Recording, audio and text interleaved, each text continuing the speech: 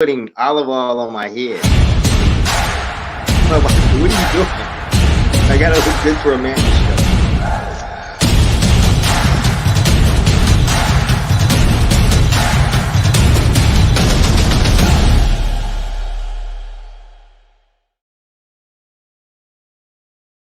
All right, welcome back to another episode of Sports to Suits, where weekly I highlight former athletes that are doing some incredible things in the business community. And so this week I have a very, very special guest with me. I've got Rex Erickson on the line. He is all the way from Brazil. So Rex is the managing partner of the National Brazilian American Football League. He is also a former military officer, and he has got such an incredible coaching background. So Rex, thank you so much for joining us today. Well, thank you, Amanda, for having us. We're really excited about this venture into a podcast. This is a first for us and a first for me as well. Well, we're going to make it super simple and easy. So if anybody out there listening, drop just a hello to Rex. This is his first live podcasting opportunity. So definitely make him feel welcome and just drop a little bit of a live hello in there. So Rex, why don't you just share a little bit about your athletic background and kind of a little bit about your corporate background as well? Well, like most people, I played sports in high school a little football, basketball, and baseball. Everybody assumed I'd be a basketball player because my dad played on the Texas Western team, which is featured in the movie Glory Road. And he played on that national champ, Oyster Artist. He just passed 2 years ago, God rest his soul. So everyone assumed I was going to be a basketball player, but basketball was not my favorite sport. I was more of a baseball/football player. And so that was and track. I also like to run track too. So that was my kind of progression in high school. I wasn't a great star, but I did my and I also did ROTC. So because my grandfather was in the military, so I always had that pushing towards being in the military as well. My family, we've got sports players all through. I got a couple cousins that played. Bam Morris is a cousin. He played for the Pittsburgh Steelers in the NFL. Ron Morris played for the Bears. So I've had cousins that played in the NFL and sports levels and things like that. So sports was always one of those things, one of my options to do because it's in my blood, as you can say. My mom ran track at Hampton University. She was also a drum major. So we've always had sports in the family, but that wasn't my major focus. I wasn't like, oh, I got to play sports to save my family. It was always, well, to be honest, I just wanted to play sports to pick up girls. So I'll just leave it at that. So tell me a little bit about that. So you played sports in high school. Did you play sports in college? And you're from the States, right? I'm from Michigan. I'm from Flint, Michigan. I'm a Flintstone. I'm from Flint, Michigan. So all any Flintstones out there, give me a yell. I went to Southwestern, S-Dove, class of 1983. I think Southwestern Academy now. I think Flint's gone through some transitions now. When I was a kid, Flint was it was a major auto industry town. My mom worked for GMAC, so it was kind of unique because I got a chance to not only play high school sports, but to also dabble into other sports like golf. Because I think they were doing the Buick Classic at the Grand Blanc Golf Course, so we would get those free passes to go and experience that type of episode. So that was pretty unique. But yeah, I was not. I won't say I was a great athlete, but Andre Rise and all those guys, Carl Banks, we all came from the same area. So we had a lot of athletic history, and we're in Flint. Flint's a very big sports town back in the day. I remember going to play a little hockey at the IMA Sports Arena, the Flint Generals. I don't know if that's still a team in the International Hockey League, but my mom had me ice skating and playing hockey and stuff like that. I'm like, Mom, I don't want to, I'm the only black man out there. She goes, boy, go out there and play some hockey. You never know. So, I had an opportunity to kind of dabble in a whole bunch of different sports, even motocross. Me and my cousins were only kids in our area at 13 and 12. We had our own motorcycles. So, we were racing at that time, Hondas. And so, I as far as sports goes, I kind of dabbled in all sports: football, baseball, basketball, motocross, even a little golf. I know you can hit further than me, Amanda, but we're gonna get you and the hubby down to Brazil to prove you wrong in a scramble. That's Uh, okay. I'll be prepping for that. So don't you worry, okay, you Rex. prep I'll for be that prepping for because that. you prep because I've been doing some tumbling too. Because I'm gonna take you out on I can get a 10. I can do a pommel horse 10. So I'm gonna get you on that too. Oh my I'm goodness. competitive. So I'm Rex, competitive. you went from playing all sorts of sports in high school. What did Yeah. you do after high school? So you went to college, then Well, what? my first stop in college was New Mexico Military Institute, and this is right about the time that movie came out, Lords of Discipline. A buddy of mine went to the Citadel. I was supposed to go with him, but after I saw the Lords of Discipline, I go, man, I'm not going there. I'm gonna take an easier route. So I went down to NEMI, New Mexico Military Institute, which is an excellent school. Um, I was there for 2 years, and then I transferred to Eastern Michigan University. It was funny at New Mexico Military Institute, the basketball coach, I can't think of his name, was like, hey, why don't you come out for the team? And I'll give you a scholarship. And I'm like, well, I already got an academic scholarship. So I went out for the team because he made me to, because of my dad. Again, hey, man, your dad had a bad jump shot. Do you have his jump shot? And I kind of had his jump shot. But again, I wasn't into basketball. He got me off he saw me playing intramural football, intramural sports. And he goes, hey, you should try to come out and play basketball. I go, well, I like football. And at that time, NEMI didn't have a football team. They had stopped their junior college football. It's activated now, but they did have basketball. And that was also the year we played Yao Ming. Our basketball team played the Chinese national team. I'll never forget that. And Yao Ming, who played in the NBA, was on that Chinese national team. And they came to NEMI and played. And it was a strange event, Amanda, because I say this. I don't think we understood what racism was. They were calling them chinks and stuff. And I go, dudes, this is not right. This is a national basketball team coming to play us. And I don't think the cadets understood that. It was some of that old military verbiage that came from Vietnam kind of rose his head back up during that game. But anyway, to make a long story short, so I went to NEMI. Then from there, I went to Eastern Michigan University. That's where I got my commission as an Army officer. I did go out for the football team again, but for me, I just wasn't really sold. I didn't have to have sports. I wasn't trying to get out the hood, so to say. So it wasn't like I had to have sports as a base for me to be successful. It was always, once again, there is a hot cheerleader, and she's like, why don't you go out for the football team? And, I had been playing intramurals, and I was killing them on intramurals. I was kickoff returning. Man, you should be on the football team. And so, I said, yeah, I'll go try it out. But at that time, our football team at Eastern Michigan, at that time, we were the Hurons. They just changed it because it's due to they just changed their name, if I'm not mistaken, several years ago. But at that time, we had a running team, and they weren't trying to pass. And I'm a wide receiver, and I'm like, well, I don't block. So, and the coach is like, well, if you can't block, you can't play. I go, well, I go back to ROTC. So I went back to. How did you get into the military? Like, was your family military based, or how did you Total family military base. My grandfather, total family military base. I was raised on a SAC base from Altus, Oklahoma to Randolph Air Force Base. I was born Langley Air Force Base. And so my whole life was around the military. The military was the actual, I would say, the footstool for my life. And so that was the reason why. To tell you a quick story, I remember as a kid, we used to always play, football in the streets. And so every Christmas, everybody, I'm going to get so everybody say, we're going to get all the Huck, I think it was the Hutch football set. So I told my grandfather, I want Roger Staubach. So he goes, okay, yeah. So I went to Dallas Cowboys. So he gets me one. So we're out in the streets. Everybody got their jerseys. What was the running back's name back then? Tony Dorsett, Dwayne Thomas. Everybody's got their jerseys on. And on my jersey, it's just the number. I'm like, dude, he forgot to put Staubach's name on the back of my jersey. So I go back to I go, hey, this jersey sucks, man. They don't have nobody. He goes, you never be a fan of anybody. And if you want to put a name on the jersey, put your own name on the back of a jersey. I'll never buy you a jersey with someone else's name on it. And you will never wear another man's name on the back of your jersey. You put your name on the back of it.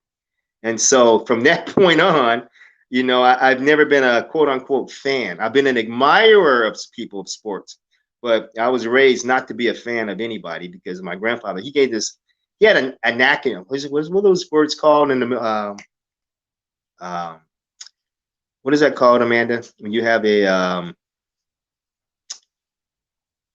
when you have like abbreviations of a word, and it's what Is is it it just an called? acronym?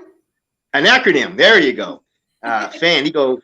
FAN stands for feminine, and he said and something else. It was crazy, but I remember this as a kid, so I would never. I go, oh wow, okay. So whenever I got a jersey, I got my Jordan jersey. I remember I bought a Michael Jordan jersey, and I'm like 27 years old. I just got to 23.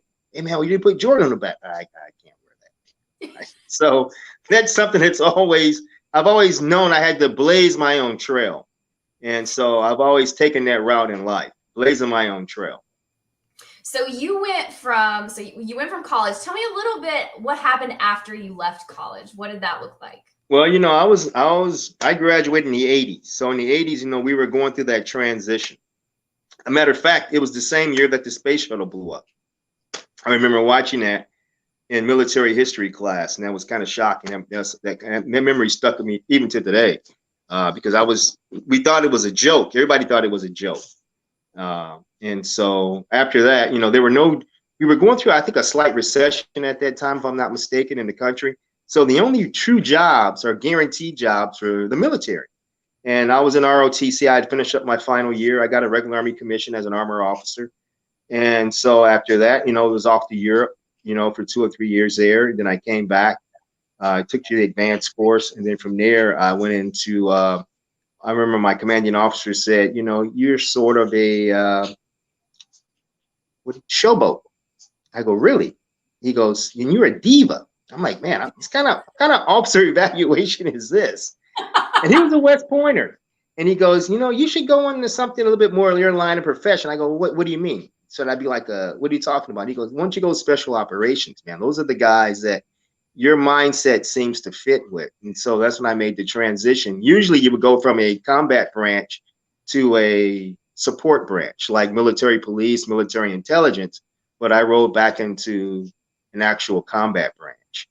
And so that's where I sort of found my way, because I won't say the leniency, it's more discipline, but the mindset is a little bit different for those types of, those are professional soldiers.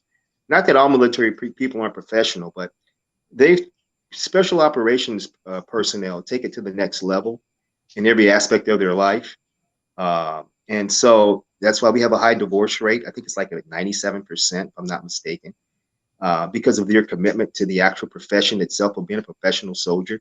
And as an officer, you even have to be even better, because most of your enlisted personnel are just as proficient, if not more proficient than you are when it comes to the combat skills. Mm-hmm. And so when you're giving direct orders and things like that, you have to be at, I guess you call yourself a level 10 gymnast. You've got to be like a level 10 officer, because there's no coming back from mistakes and things like that.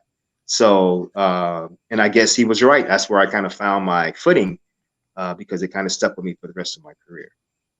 So what were some similarities? So you talk about, you know, going into that role, and I would imagine that there's a lot of similarities between professional athletes, which we'll talk about the NBA, FL here in a bit, but professional athletes and then that level. Well, you know, officer. It's funny, because now I think the dietitian for the New England Patriots came from special operations. That's where he got his start. Yeah. Matter of fact, I'm going to reach out to him because I want him to do our dietary program for our league. There is no, I mean, that's the highest level you can go when it comes to operations. So I guess it would be the highest level in gymnastics or the highest level in football or basketball. There is no skirting the level. You know, you get the best equipment. They spend the most money on you. You're required to have them. You get to be physically fit. You know, 90% of my soldiers, I would say, were more like triathletes. These guys were not just mentally sharp, but they were physically sharp. You have to be, you have to be very intelligent. I think not just in the military proficiency things, but there were other skills you would take up as well, whether it be being a medic, whether it being communications. There were so many different things that comes to being a soldier at that level. And you just don't really understand that until you're actually in that fold. It's almost like being a professional football player, from the working out, the routine, the regiment. I still get up at 4 o'clock every morning. I don't care how tired I am. At 4:30, I am up. I'm thanking God for another blessed day. I'm trying to get a plank in. I'm trying to get some reading done. I might email Amanda, say, hey, thank you for that information. People think I'm crazy. I'm talking to people all over the world, but I still have that routine where I get up and get my day started, because I like to have as much as I can accomplish by 7 o'clock in the morning, that is. So the rest of my day, it's more free flowing. I can do other things or do nothing at all. So usually by 7, 8 o'clock in the morning, I pretty much knocked out everything I needed to do for that day. So that was one thing that sticks with me even to today. You know, people think I'm crazy when I say that, but I'll get up, you know, I'll go run, I'll go work out. And so it's really important for that. You know, it laid that disciplinary foundation for me, and it sticks to me even to this day. So when did you retire from the military? Well, my IETS out the military was in 2010, June 2010, June 6th, 2010. And then So that's what when did I that came look to like? Brazil. So when you went into the civilian world, what did that look like? Well, you know, I'd already been dabbling back and forth, so it was a more normal transition for me. The only difference is that you really do miss the camaraderie in the military. You don't really understand just how, I hate to say, cutthroat.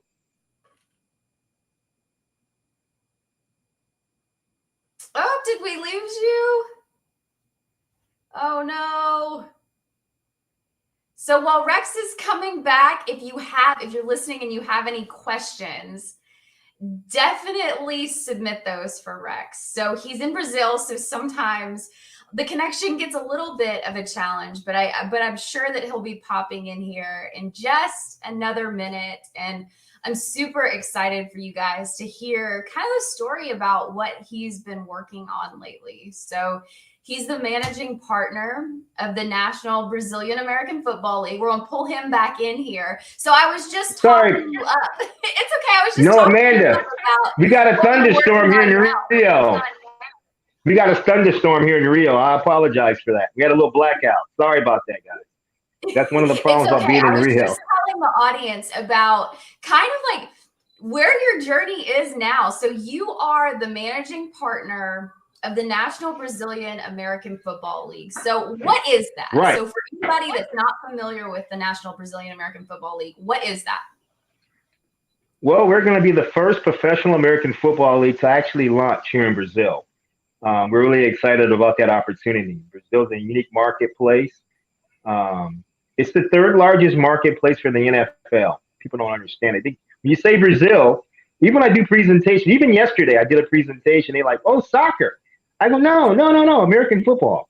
So we still get that, but we have over 20 million fans here. So outside of United States, Mexico maybe be a little bit more, but we're right behind the United States. We got 20 million. They got 112 million. So we're not close, but we're not too far off. So we have a unique opportunity here in Brazil. We're going to launch 8 teams in 2020, officially in 2023, but we'll begin to play in 2024. 8 major marketplaces. Like I said, Brazil is an incredible market here. We've got over 400 teams. So why is Brazil an incredible market? Not just from a fan base perspective, but why don't you share with people a little bit just about Brazil as a whole if they're not familiar with? Well, I think there's some misconceptions of Brazil. I think Brazil is one of the original BRIC countries. You had Brazil, India, Russia, and China. And that was for economic development.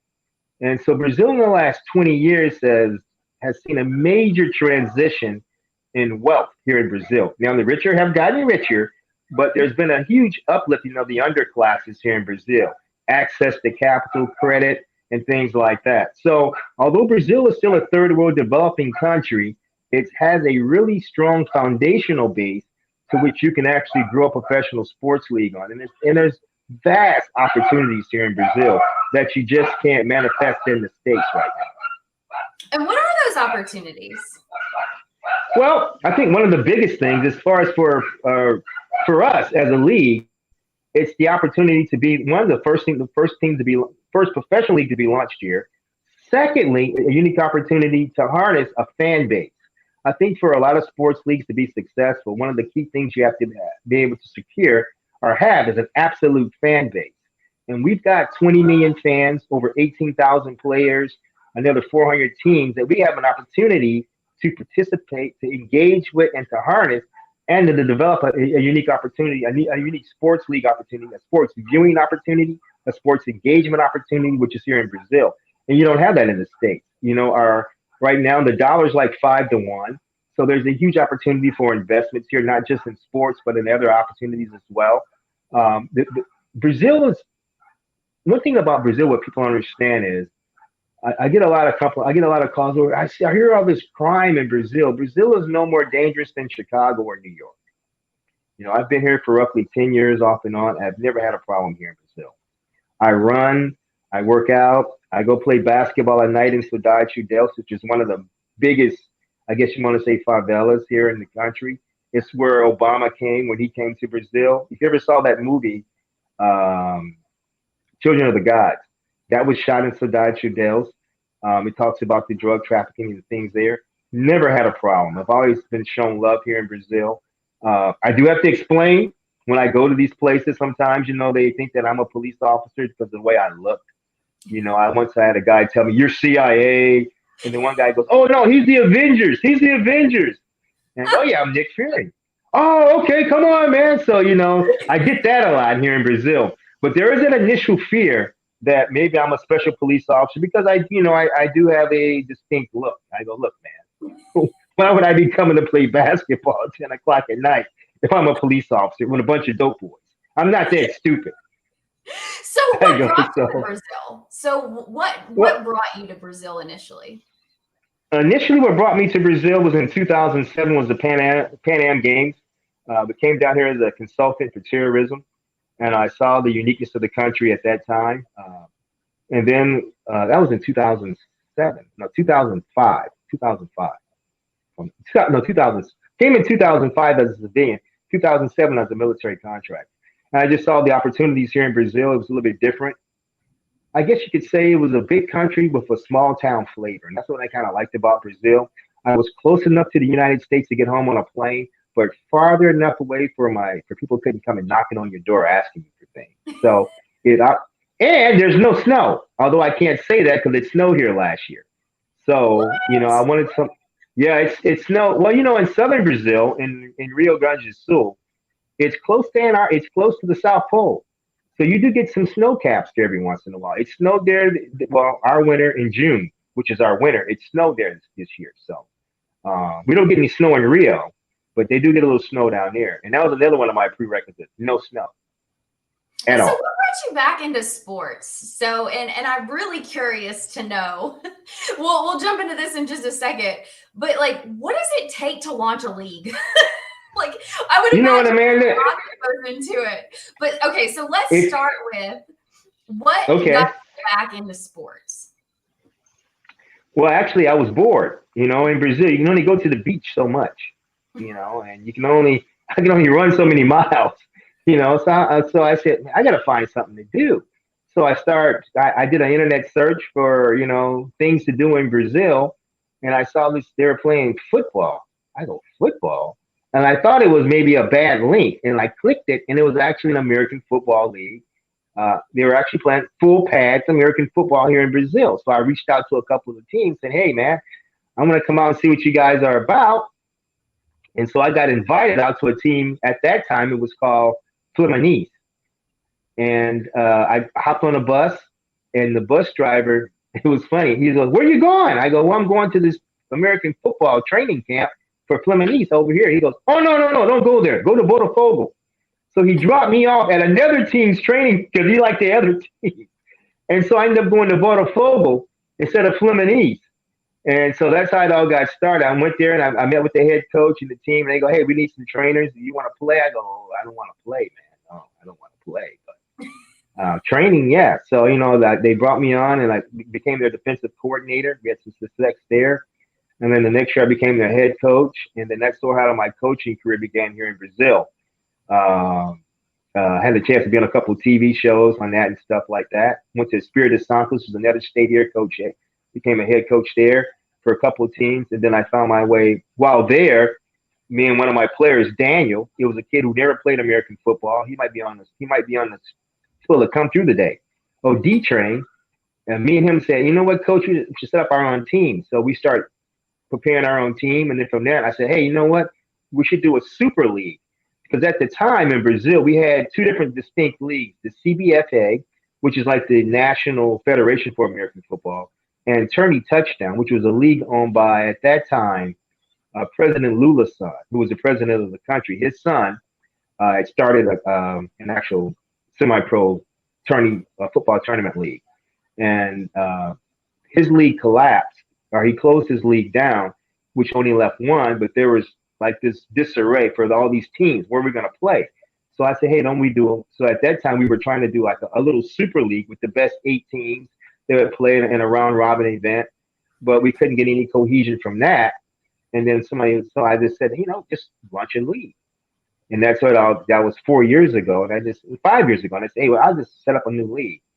And what I didn't know at the time, Amanda, there was no books on setting up a league. I mean, they had all these documents, you know, I'm like, man, there's no manual and there was no manual nowhere. You know, I got a lot of input from the guys from the NBA, from the NFL, a lot of help. Don't get me wrong, a lot of support, coaching, and help. But this is how you do it. There's nothing out there like that. So there was a lot of trial and fire. We also had the opportunity to watch 2 leagues kind of come and go. The Alliance of American Football, they had a successful league, but they didn't have their funding in place, as everyone knows.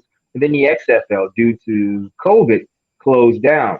So we had an opportunity to watch how those 2 leagues got off the ground successfully and performed successfully.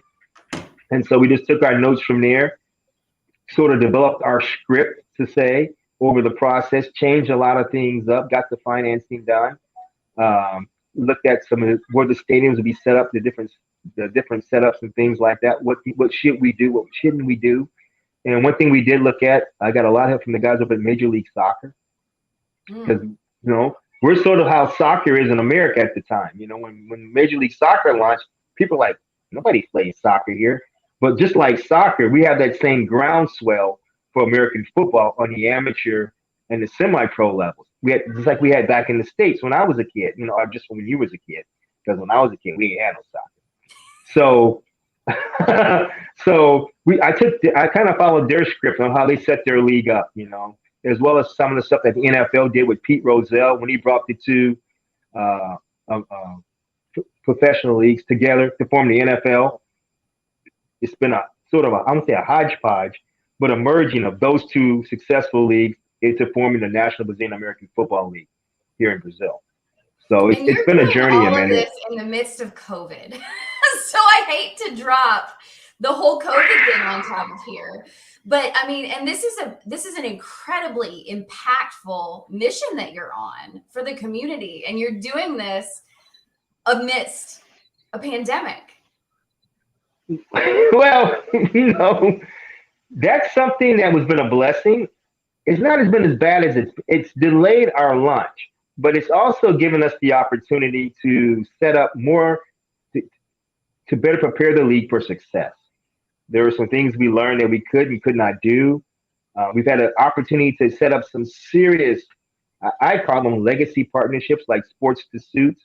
I thought it was very important that we begin from day one, not after our players leave the league, but when they come into the league, have a foundational support system in place to secure their success off the field.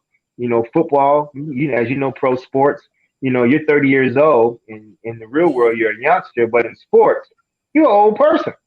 You know, and so these guys aren't prepared to retire at that age because, you know, sports doesn't really prepare you for that. So we saw, you know, even in the NFL, I was listening to a podcast today real quick, and they cut out their rookie orientation. That's crazy. These guys need some type of financial support into the league as well as out the league. And so we saw a unique opportunity to do that. So that's one of the reasons why we're having that. We signed our deal with Sports to Suits. But there's a unique opportunity also as a professional sports league to impact the community as well, to create opportunities outside of sports, people that aren't in sports as well. You know, the league will generate roughly 500 new jobs, not just through the league, but through our teams, as well as other opportunities for small business support setups and things like that. So yeah, it's about sports, but it's also about engaging and creating other opportunities, not just for Brazilians here in Brazil, but for American upstart businesses that want to come down and expand their marketplaces.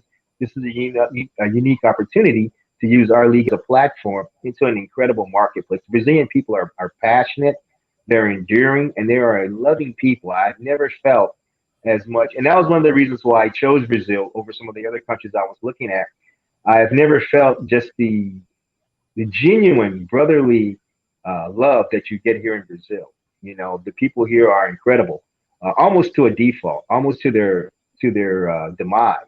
But you know, it's an incredible opportunity for a professional sports league to come down here and launch and have an impact program to where we're giving back, where we're empowering back, and that's part of our program from day one. It will set us aside from any other sports league here in Brazil. Because as you know, most sports leagues, although the NFL gives a lot of money to have a direct impact to where you're looking to invoke change, that's really not the moniker of most sports leagues in general. So I'm pretty excited about having the opportunity to do that. So what does success look like for you? So as leading this effort, this is a loaded question, and I'm sure that there's so much that goes into this. But as these conversations, and I want to keep track of this. So what does success look like for you in the league?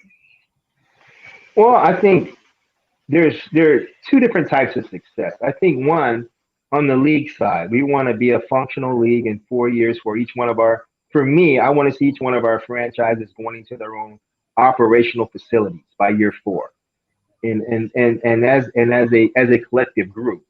But from the societal side, I want to see us creating impacting lives, not just for our players, but for our fans and even non-football fans, where I can see the effect of the league having a wave effect, a tier effect outside of sports, not a trickle down effect, but a tier effect where we can actually impact lives at different levels away from the game. So for me, success would be, I want to be a seed planter.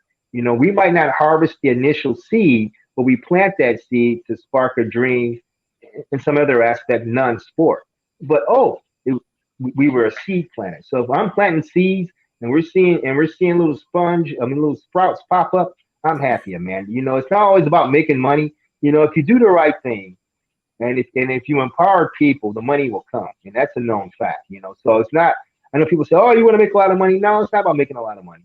You know, money, you can make some of the most wealthiest people in the world are not happy because they're not impacting lives outside of their own. So for me, to answer that question, success would be a league that impacts outside of sports itself, where we can impact livelihoods from children to parents, wherever it may be. You know, you don't have to play American football to feel the effects of the NBA AFL. You know, whether it's here in Brazil as well as back home, because 30% of our players or 40% of our players are internationally based. So we have a commitment to not only to our fan base and to our players here in Brazil, but also to our international players as well, because we are based out of Chicago, Illinois. So we want to have a dual effect, a global effect. And so if we can be a good seed planter and harvester, to impact dreams and create opportunities, that's where I see the success of the league being. And so. So I'm curious. That was a loaded question. That is a loaded question. And I'm going to keep asking you that question because to me, it's so exciting to watch you go down this journey and to be partnered with you guys on this journey. Because, I mean, you're truly looking at how on a global perspective, can you make substantial impact? And not just impact for the NBA AFL, but impact for every single one of the players and families and fans involved. It's just a different approach, in my opinion, than a lot of professional sports. Well, I take some of that, Amanda, for what I've seen, some of the atrocities in the world. And if we had just taken a little bit of brotherly love approach, some of our major engagements wouldn't have turned out the way they were. I won't get into this political tyrant, but, seeing things from a different perspective, AKA boots on the ground, you get a different perspective of the world and some of the ills of the world. And a lot of times we just don't invest in the social capital. Our greatest resource is our human social capital, and it's so disposable. And as a professional athlete, if you're not on the field of play, they really don't care about you. And the same thing kind of goes for the world in general. If you don't have a resource that's readily needed, or if there's no economic value behind you, then your situation gets kind of downplayed to the rest of the world. And so that's not, for me, I just want to have a different approach to it. I want to be a more empowering source. Yeah, I'm being blessed. How can I bless others even more? If I get 7, I got to pop out 70. That's my approach to this. And who can we bring along that has that same shared vision so that we can even cast a greater umbrella, for a hope and opportunity. We can't save everybody, but we can do a better job of securing more people than we are doing. And that's what I want to do as a league, because as a sports league, you have an ability, unlike any other type of opportunity. But no matter what the situation is, people always cheer in sports. No one cares if Microsoft or Apple hits their 3K profit. Nobody cares.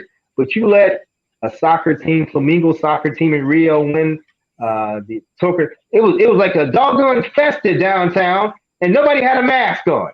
Or you go to the Super Bowl. Look at last year, Tampa Bay. In the midst of a pandemic, they're all on boats throwing trophies. The Lakers won. People are Milwaukee. Look how the city of Milwaukee, how them winning the championship assisted that town in the healing process of what had been going on there. Sports has an intrinsic effect on our hearts. It stokes a different passion in us. It's non-political, there's always a place for sports. And so as a sports league, I see the importance that we become, that type of a vehicle of opportunity, hope, and support for, not just our fans and our players, but for even those at large in general. A lot of times, the life that you impact is a life that you don't even know that you impacted. I get people sending me email, hey, remember this guy? Oh, coach, I was running a couple of days ago, and some guy stopped me on a motorcycle. Hey, coach. I go, yeah. He goes, you don't remember me? I go, no, I'm sorry, son. And I'm thinking, oh, man, I got to fight. These are some big boys. They on motorcycles. I'm like, they got to be dope boys. He goes, you called me Cupcake at the Botafogo Combine. Cupcake. I go, oh, man, yeah, you kind of soft, man, but you good now? And he's like, no, man, I appreciate that. I got in shape. I go, well, all right. He goes, but you gave me an opportunity, man, and you kind of changed my thinking. I go, wow. I mean, from calling you Cupcake, he goes, no, the way that you embraced everybody, and you said, even if you get cut, keep going forward. You can change your life. It's a unique opportunity. Football has a place for every body shape and stuff like that. And he had never thought about about playing sports until he came to our combine that we had that year, because he just never saw himself being athletic as a big guy, because he's about 6'3", about 380, about 280, 285. I go, no, you're perfect for American football. So, you just never know how you impact a life. I called the guy Cupcake. He like 6'2". I'm like, at the time I wasn't thinking, I'm not the smartest person, but just the opportunity to create, that impact that you can have on a life, and you can change. We had a guy, just real quick, who was an actual drug guy in one of the worst favelas here, Complex Alamon. They called him Mr. Mean. He came to one of our combines, joined the team, left drug trafficking, became a model, and still plays American football today. And it all because of the structure, the discipline, and he said, the directness that we gave him and he saw opportunities outside of what he was doing. They called him Mr. Mean, and he looked mean. But it's the opportunity, man. You just never know how you're going to affect people's lives in sports, man. It's an incredible opportunity. Like I said, it's non-political. It's almost like Jesus Christ. I don't care. If you want to come, you come. It's we give you an opportunity. Like everybody enjoys some sport in some way, shape, or form. It's a universal thing. Some sport, there's always there's an aptitude for sports anyway. No matter where you go, I was telling a guy, funniest thing, in the poorest countries, even in Somalia, I found a guy with a pair of Jordans. I go, man, they got Jordans. He goes, man, we got Jordans there. We play basketball, sir. I'm like, wow.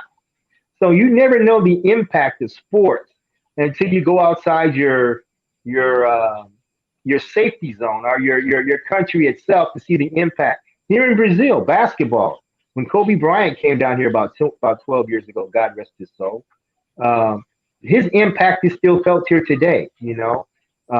So you just never know just how. And in the Chicago Bulls, you still see, because the Bulls were winning during that time that television became more accessible, cable TV became accessible, and so people still reminisce with that, and so the effect of that. So sports puts you in a different position to impact lives, and not just in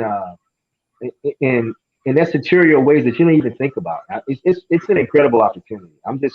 I'm blown away by it every day, Amanda. I just can't tell you. It's cool. So this, I'm gonna ask you this question because I'm Go super ahead. curious about this. So who are you modeling? So if there are business leaders, like for example, I've said this, I will continue to say this. I'm a huge Barbara Corcoran and Sarah Blakely fan in Okay. business. Okay. Who is it that you are like, I really respect this business leader, and why is it? Well, well, well.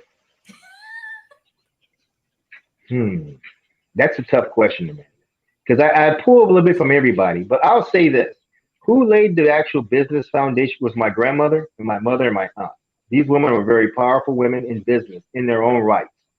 My grandmother, when I was a kid, used to run clubs called mamas, and we used to count her money for her after a night. And I'm talking garbage bags full of money.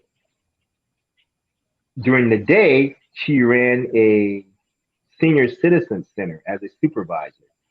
So there were two aspects of that. And my grandmother used to always say, you have to be able to finagle in just more than one world. And so I always kept that in the back of my mind. She used to say, always be a corporate hustler. There's different ways, different avenues to making money. And then my mother, God rest her soul, and my aunt have always kind of followed that mode too, cutting their own path, creating their own opportunities in business. My aunt has a management consulting firm, real estate consulting firm in the States. She manages roughly about, I don't know, 6 to 10,000 units from Chicago all over the United States. And she started as a secretary for a man in the company and then moved her way up and formed her own company. So, the women in my life have been really strong business models. But to answer that question, the person that I've been really kind of watching lately, is, uh, I won't say the person, but the company is Amazon. I really like how Amazon sort of incorporates a lot of different companies. Amazon did this, and this is kind of what we're doing. Amazon came into our life how? Do you know? Through They books. came in with a vengeance. No, My whole no, ecosystem, no. everything we Think purchase. about this. Think about this, Amanda. Jeff said, I want to sell books online. Everybody loves books. Books are non-threatening. We let him in our house with books, and from that, he became extra services throughout. The same thing that we want to do. We come into your life through American football, but we are a platform for other opportunities to you engage in, to be engaged in. And so that's how I kind of see ourselves as I never model myself after individual people because it goes back to my grandfather telling me you can never be a fan of anybody. But I take bits and pieces from a lot of different groups and people. And so that I guess the women in my life have laid that foundation for me. That's why guys always laugh, say, if it was up to me, all of my executives would be women because I don't need a golf buddy or a cigarette smoking buddy. I need somebody that's going to get out there and feeling like she's fending for her children because she'll protect the asset, she'll protect the shield. So for me, it's always been the women in my life: my mother, my grandmother, and my aunt Billy. So I that's it. absolutely love that answer. So that's just mic drop. We might as well I just stop. know.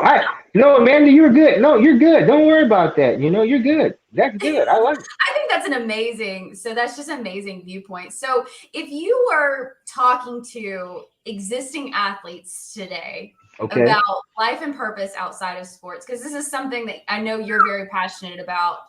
I am very passionate about, and I know that there's a lot of athletes that are existing college and professional level athletes that listen to this. what are some words of advice that you would give to these people when they're going from their sports career into what life and purpose looks like for them outside of that? I think first and foremost, these guys you have to understand that you're more than an athlete. You have to understand that. Like I was more than a soldier. You're more than an athlete. And so one of the problems that we have, especially in the United States, anywhere, when you become a professional athlete or even a college level athlete, you have been, what is the word? Uh, tailored, not tailored. What's the word? Coddled. You've probably Condition. been, no, coddled all Oh, your life. that Oh, too. you're the best, or you're this, or you're that. Then when you go to the next level, or you go to college, from high school to college, you find out you're not the big man on campus anymore. There's a whole bunch of you. Then it goes from up to the NFL. If you make it to that level, you're just another one. So I think we have to start catching our athletes at a younger age, because if you let them get to the point to where and understand that your purpose in life is more than just performing on the field. The field of play is an opportunity that you get due to your God-given ability, but there's more to you than just being an athlete. You know, your athleticism can be a way of empowering others outside the field. So look for a purpose outside the playing field for that, whether it be going to school, becoming a teacher, or becoming a police officer or fireman, or opening up your own business. You know, there's a lot of opportunities out there for these athletes, you know, that they can get engaged in businesses, whether it be in sports or outside of sports. I think you really have to get coaching. I know we kind of talked about this. Get life coaching at an early age. Get engaged in that. You know, talk to people, your not only just your peers, read books on other athletes and what they've done outside the field of play. You know, we're starting to see more and more professional athletes like LeBron James.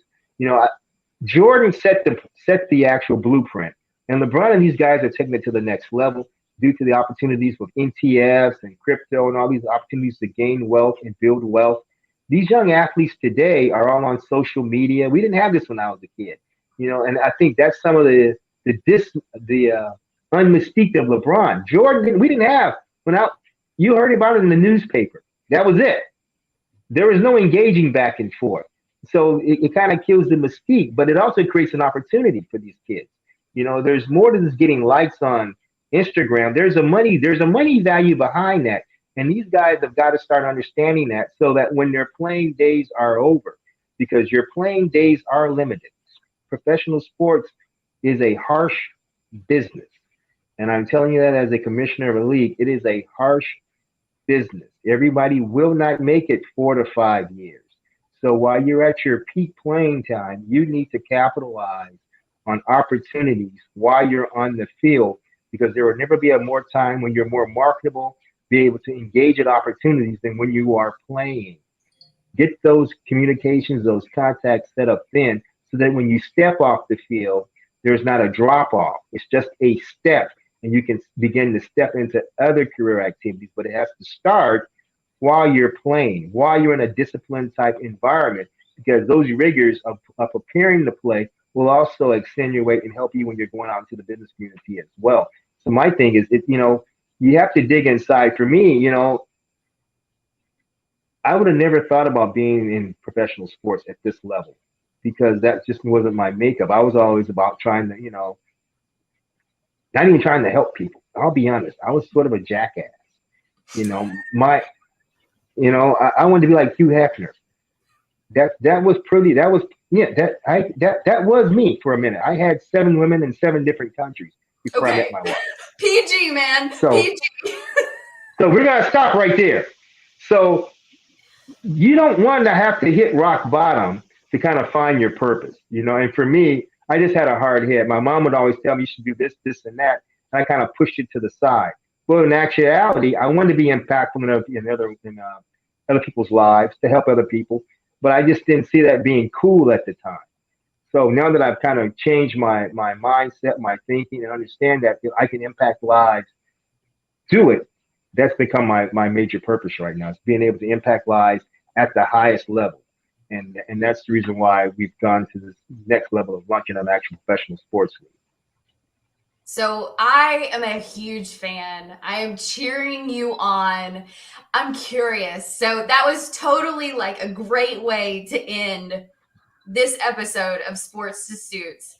Is there anything? So I do want, what is the best way for people to follow this journey? I know that you have an Instagram, the NBAFL, and you have a LinkedIn page. Can you share a little bit more information on what's the best way for people to follow this journey? Great. You can follow us on our website at www.nbafl.com.br. Like Amanda said, we have Instagram under NBAFL, Facebook under NBAFL, Twitter under NBAFL as well. And we're going to start launching a podcast similar to this due to the inspiration by Amanda, because like I'm not very socially conscious when it comes to the social media stuff. I guess you say I'm old school. I believe in keeping it closed until you open it up, as my grandmother used to say. And so being out there, being exposed like this is something that's new to me, and something I'm getting used to. Like I said, this is the first podcast I've ever done, and I was really nervous. I got up at 3 o'clock and I actually buttered my head and shaved, and I have COVID. And I'm the only one in the house, so I was doing exercise. I was actually sweating, Amanda, because I said, I can't mess this up for This Amanda. She's wasn't been too bad, was important. it? Huh? This wasn't bad. This was fun. Oh, no, it's been fun. I was just nervous, man. I've seen some of your other shows. They're all super professional. Everybody's very cool. And yes, you know, and I'm like, man, this guy's cool. You know, he's got all these, you know, I'm like, I can't match that. What can I, and Amanda, you're always cordial and inspiring and stuff like that. And that's one thing I want to say real quick. You know, we're really excited about our partnership with Sports Pursuits. You know, it's very important, especially for new ventures and especially for a sports league. From day one, we were looking to to empower our players while they're still playing, because you don't get that in most sports leagues. Matter of fact, if you get it at all. And so we thought it was very important to do it while these guys are still engaged with the sport at the highest level. And we got a chance to connect with Amanda and her group, and her and Rupa and Rhett and the guys over at Sports Pursuit. You know, it's a unique opportunity, and we're on the same visionary scale page. And this is going to be we call this one of our legacy foundation partnerships, because this is something that we can think is going to transform the way sports leagues engage with their players, not just as products on the field, but an actual integral part of the league growing and being successful itself. And the way we feel about doing that is by actually investing in our players themselves. So I'm really excited about the opportunity that you guys have given us to form a partnership with you guys, and we're really excited about taking everything to the next level in the coming year. So I'm almost in tears. I mean, it absolutely, to have the ability to impact you guys and your players and just the entire ecosystem. You know, we're also equally as excited and just so proud and grateful for the opportunity to work with you guys. And we're, like you said, we're all on the same vision. We're all on the same mission, and it's all about impacting people as people. So that's a great ending. We can't beat that. I appreciate you giving me feedback, even though we didn't prep for that. So I appreciate it. You didn't have to do that, but once again, I'm very grateful to everybody that's listening. You know, I can't thank you enough for continuing to support Sports to Suits and to cheer us on as we continue to learn and to grow. And we are just so grateful all the way around. And Rex, thank you so much for joining. I hope that now going into your next episode, whatever recording you do, it's not nearly as nerve-wracking. And to everybody listening, I hope you have a blessed rest of your week. Ciao. Have a blessed day, everyone.